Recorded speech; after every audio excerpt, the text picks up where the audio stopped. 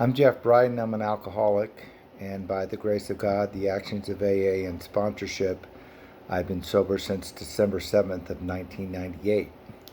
And I want to thank Marilyn Beebe for asking me to speak on this forum this morning. It's always a big honor to be asked to do anything in AA.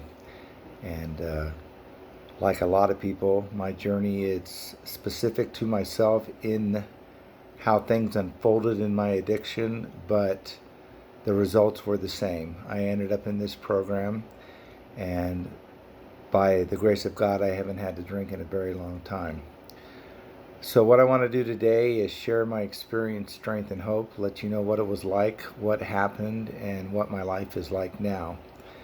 And I will start by going all the way back, like we often do. And I grew up in an alcoholic family, and my normal was to have alcohol at every family event. And my mom and my dad both drank, my uncles, aunts, there was just alcohol throughout my family history. And when I was a child, there also was some of the extreme behavior that came with the drinking.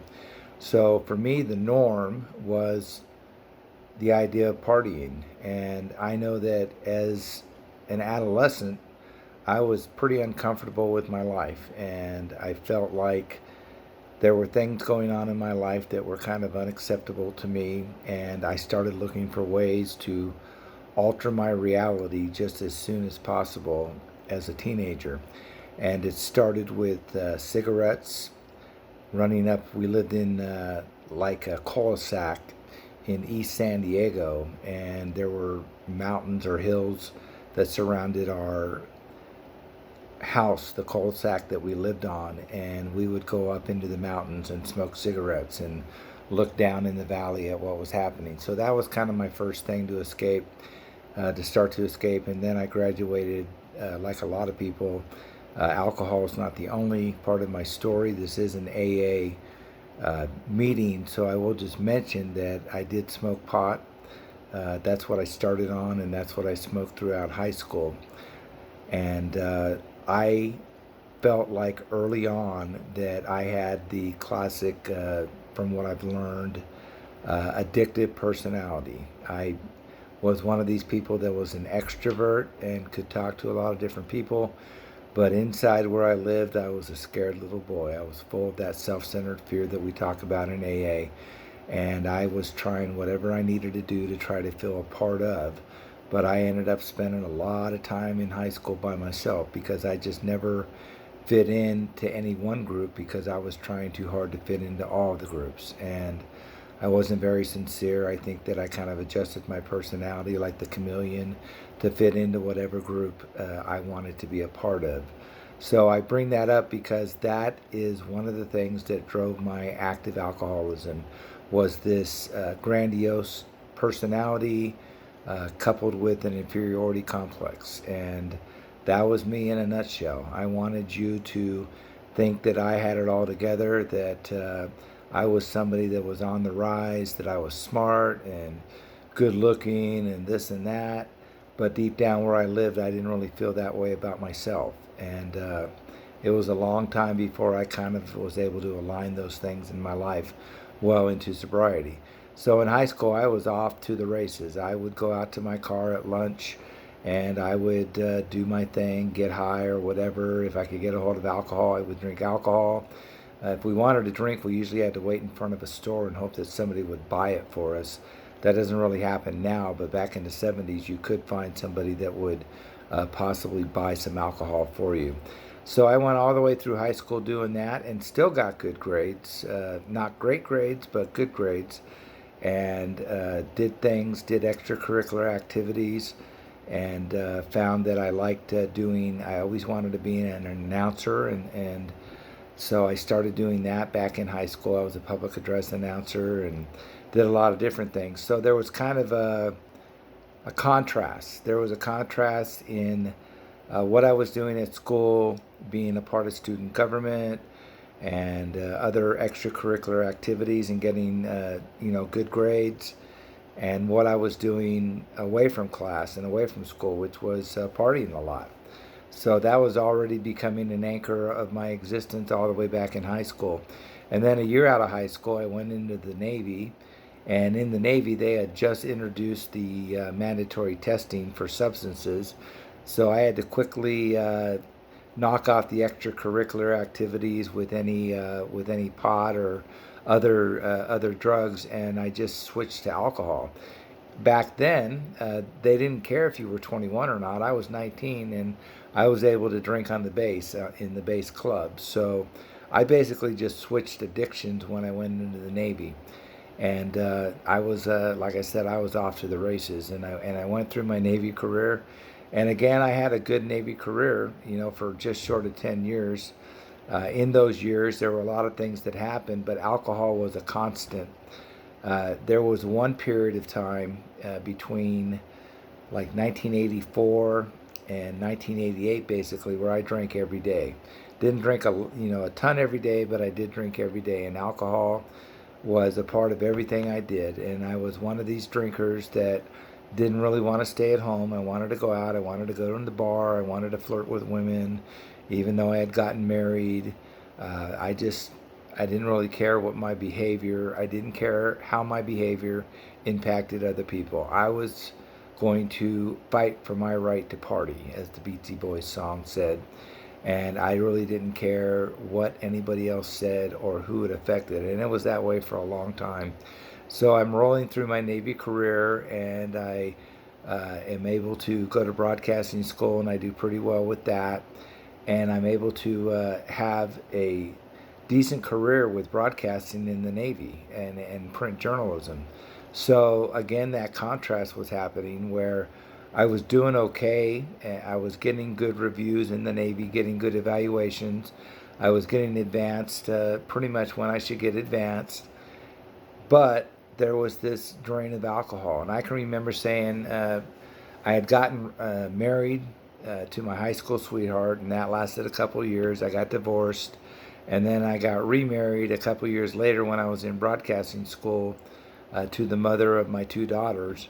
And I can remember saying to her as far back as 1985 that I thought I had a problem with alcohol because I just was constantly thinking about drinking. If I wasn't drinking it, I was either hungover, trying to get over from it, or thinking when I would feel well enough to drink again. I thought about alcohol more than I thought about anything else combined. My job, anything. I just was obsessed with alcohol. It had gotten into my core. I was an alcoholic as far back as I could remember, but it wasn't until 1985 that I started kind of thinking about the fact that someday maybe I would want to do something about it, but I wasn't there yet. I hadn't suffered enough. It would be a long time.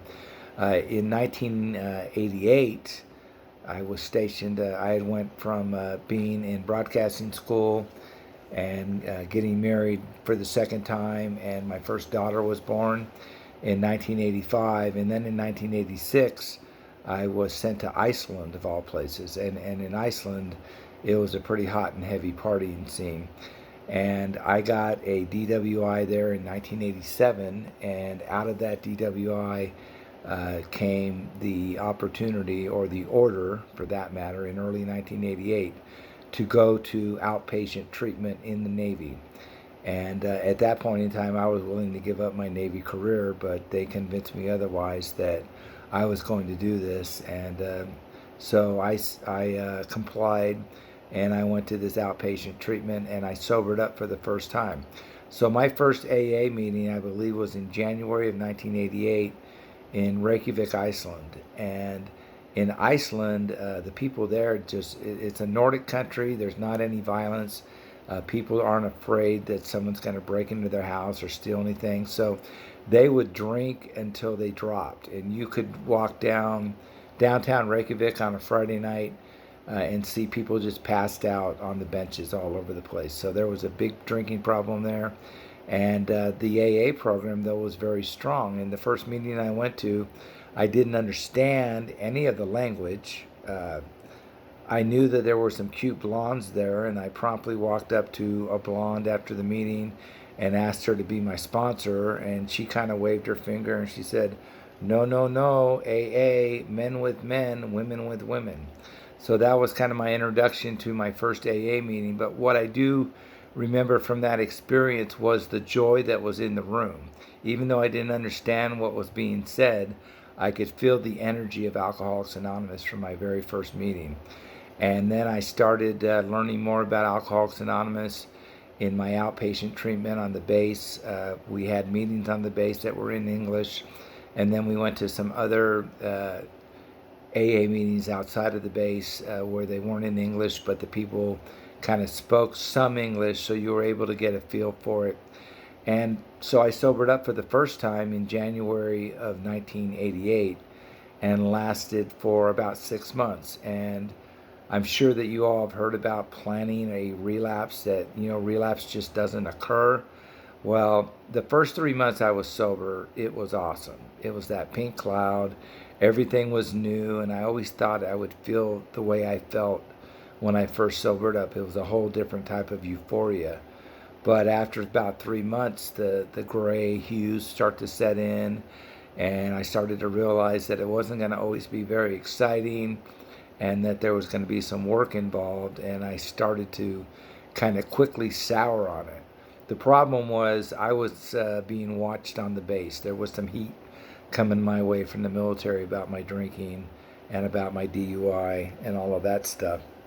So I had to start planning a way to be able to drink again. And I had some leave coming up, so I was going to be going from Iceland to San Diego for a few weeks. And I basically planned this relapse. And I can remember how nervous I felt in my stomach, because once you, at least for me, once I was introduced to Alcoholics Anonymous and found out the true nature of my condition, drinking was never the same again. There always was a lot of guilt involved with my drinking, because I knew that there was a solution that was better than not drinking, but I just wasn't there yet. So I planned this first relapse, and I ended up drinking at the airport in Philadelphia when I landed back in the States. And I kind of hid my drinking from, I think my family knew I was drinking again, but I acted like I wasn't. They always know. They always do. So anyway, that was my first relapse, and I drank the whole time I was on leave. But then when I got back to the base, I kind of, sobered up again, because I knew that there would be some heat.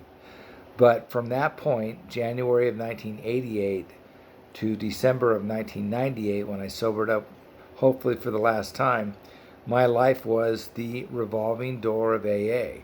After that 6 month period, I never was able to put together more than 9 months of continuous sobriety in those whole 10 years.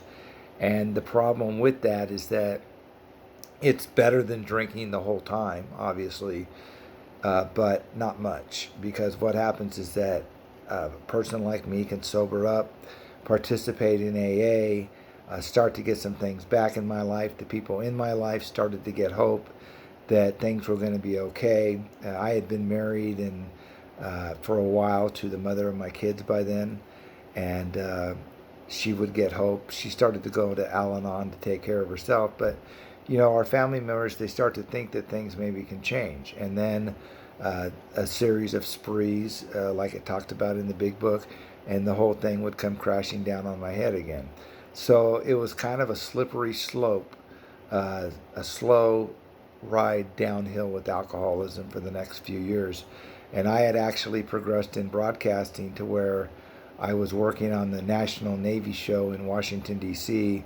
I started working there in 1989, and by March of 91, excuse me, I was being ushered out of the Navy with a general discharge under honorable conditions, because I had started to get DWIs, and I ended up getting 4 of them between 1989 and 1991. And the Navy did try sending me through inpatient treatment in 1990, and I came out and I stayed sober for a little while, but the drinking would always come back again. So the Navy finally gave up on me in 1991, and I'm really grateful that I didn't get a dishonorable discharge, but I got a general one under honorable conditions, because I was able to keep my VA benefits, And I was going to need those VA benefits in the next few years for sure, because employment-wise, it was going to be a rough ride. So I got out of the Navy in March of 1991, and I got a decent job at Montgomery Ward as a sales manager. But I was in legal trouble, and I was yet to go to court. I went to court, and they gave me 2 years, but there was an AA friend that vouched for me, and they basically released me into his care and gave me probation after a period of house arrest. So I got lucky there, and I had lost my license, and I wouldn't get my license back between 1991 and 1998. I didn't have a driver's license. So I was out of the Navy. I was working at Montgomery Ward, and then I went over with the mother of my kids. Was in the Air Force active duty, and she got orders to Italy, and I went over there a few months later and just made a mess of things almost from the very beginning. Drinking incidents, problems like that. And the deal is, though, if you're a family member in a foreign country and you're acting up, they'll send you home because they can't have problems on a foreign base with someone's unstable behavior. So I was sent home from Italy and ended up back in Washington, D.C., and really didn't know what I was going to do. I ended up moving out to Portland, Oregon to get to know my real dad in the mid 90s. And he tried to help me sober up, and I could remember him telling me, because he had read our book. I gave him a copy of our book, and he read it, the first 164 pages, and he agreed and understood a lot of what it said. And he told me, as far as I can tell, son, you're going to get knocked on your butt with this disease for a while because you're just not ready to do the things that it suggests that you do. You'll get there hopefully someday. Hopefully you won't die in the process. But I just remembered him saying, if I keep getting up, then I might have a chance, but it might be a while. And that was going to turn out to be prophetic. I moved to Lincoln in 1995 because of a woman that I had met in Portland, Oregon. And her grandparents were from Lincoln. And she said, I'm moving, and I wanted to check out Lincoln. And I came here, and we didn't last very long because of my drinking. I actually went to treatment at the VA on their old program, and that was actually my longest period of sobriety that I had ever had, and that was that 9-month period. That was my longest period out of treatment in 1995, and I went to meetings, and things went pretty good. So when I moved to Lincoln, my life started to get better because I started listening to people in AA. By then I was getting divorced. I started paying child support. I started doing some things that I needed to do, but I still wasn't owning my life per se. I wasn't being accountable for what was happening in my life. I was getting closer to being ready to be really sober, but I wasn't quite there yet.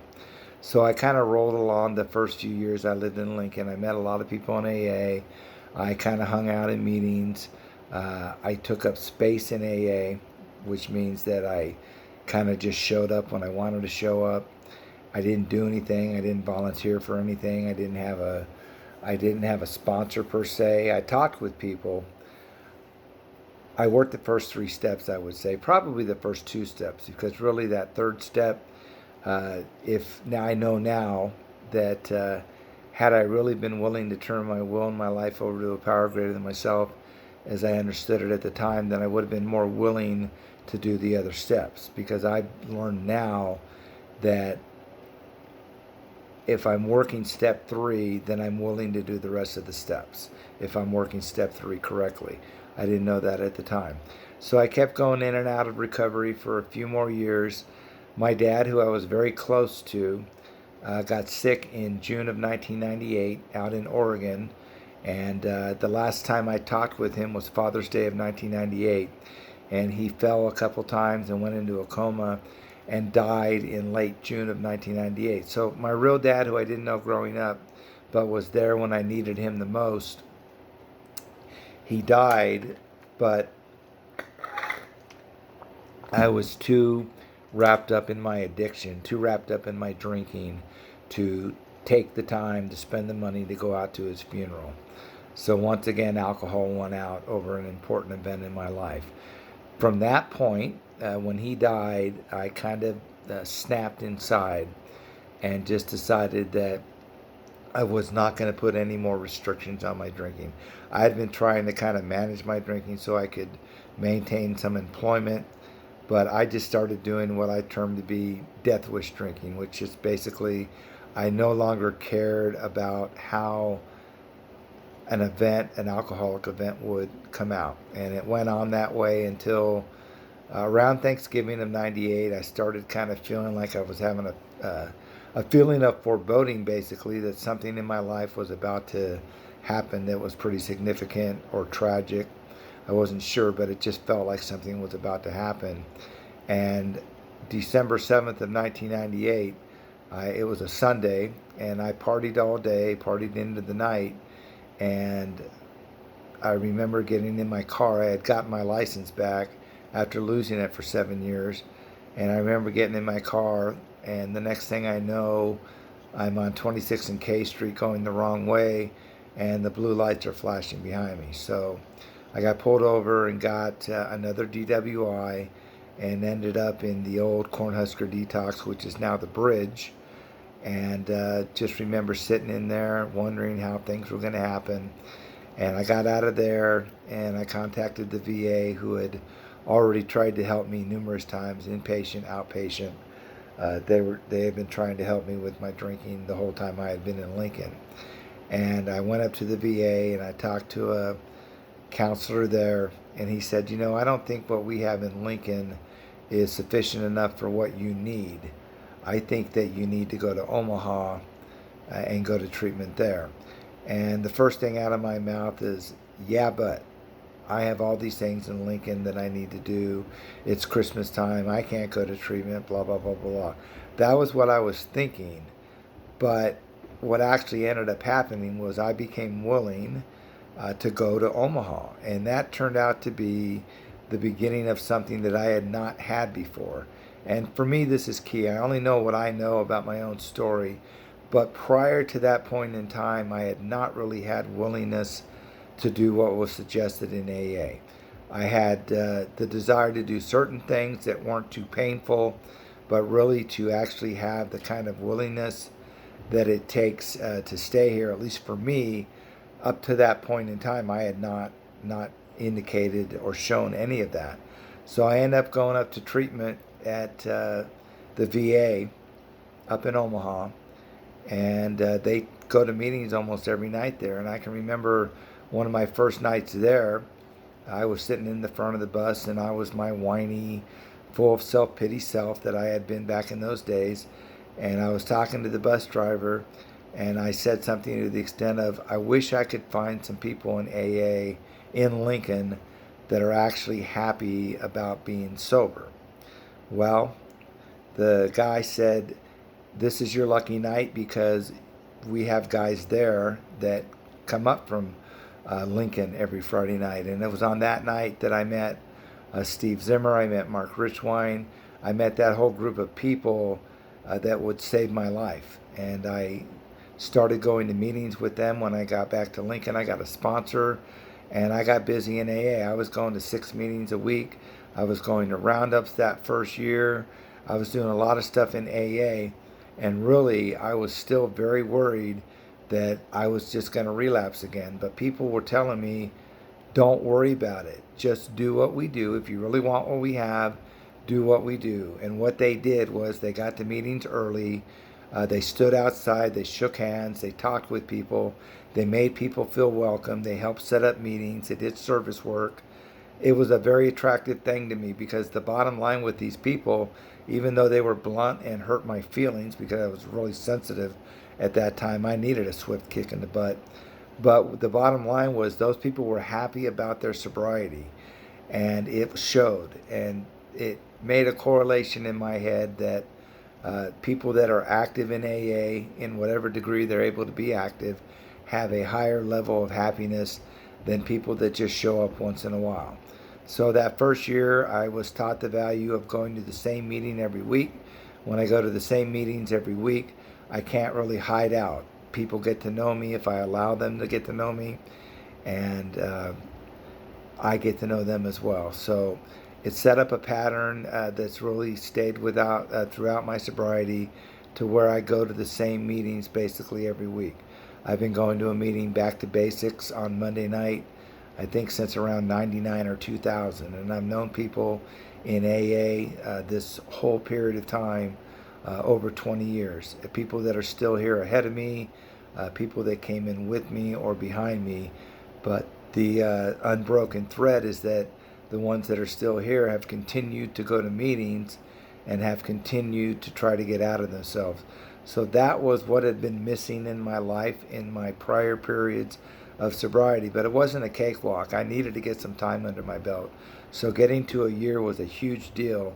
And the kind of sense of humor that we have in AA, it's infectious. My first year, I got a birthday cake. One of my first sponsor was Charlie Hanna, and he wrote on my first birthday cake, like a sports record, 1 and 9, because I was 1 year sober in 10 years of being in AA, like a sports record, keep coming back.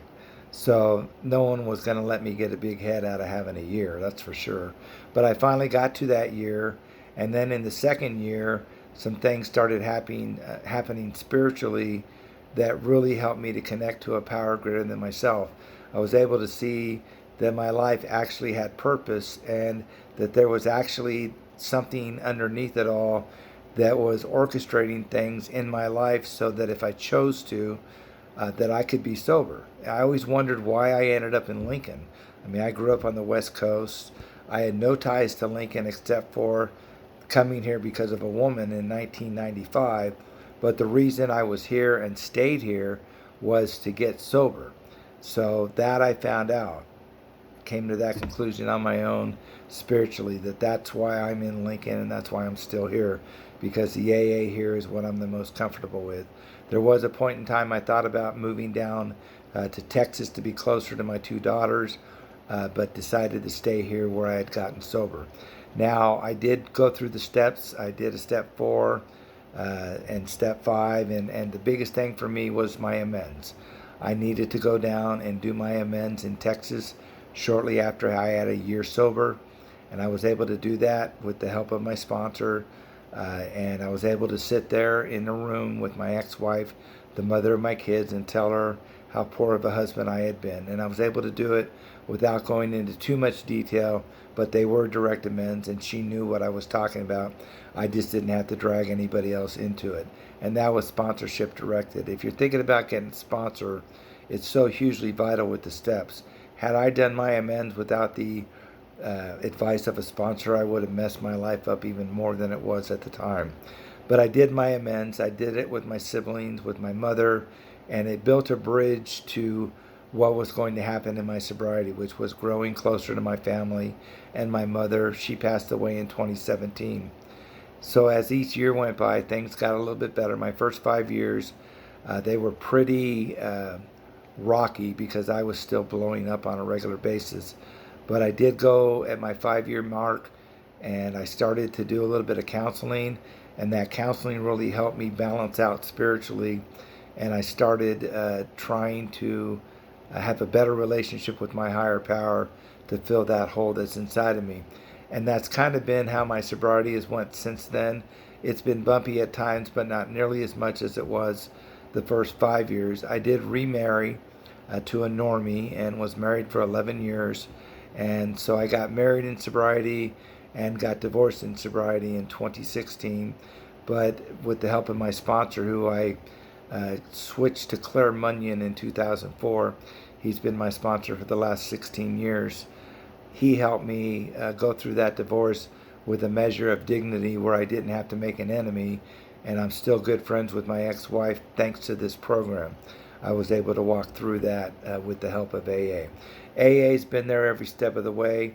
AA just recently in my life with a relationship that I decided to walk away from and then go back into just over this last weekend helped me do that in a way where I was able to communicate to the person involved what was really happening and what was driving my need to step back and then wanting to come back in. And it was just being honest from the heart, but it had a lot to do with the steps that I was able to communicate that with her. I'm constantly learning new things in AA. I haven't had to take a drink in a long time, but I can still be a mess full of self-centered fear if I allow myself to be. The big difference has been the patient improvement that's happened with my defects of character. They haven't went away, but they don't rule my life anymore. And that's the message I want to leave you all on, is that I'm a free man today, one day at a time. I don't have to pick up a drink. I don't have to be an idiot. When I am an idiot, I have the 10th step to make amends for being that idiot, but I don't have to be dominated by my character defects, by my anger, by my self-centered fear. It crops up, but it just doesn't dominate my life. And that is because of people that have been in this program that have shown me a way. The steps have come to life, and my willingness to continue to look at myself and try to improve myself one day at a time. So again, thanks for the opportunity to share my experience, strength, and hope. It always helps me dig in and think about what my life has been like, but it always comes out gratitude more than anything, because I have a great life, and it doesn't matter how much money I make. It doesn't matter what my job is. It matters that I'm comfortable in my own skin, and I don't have to drink to feel okay anymore. So blessings to everybody. Stay safe in this pandemic, and hope to see you down the line. Jeff Briden, alcoholic. Thanks for listening.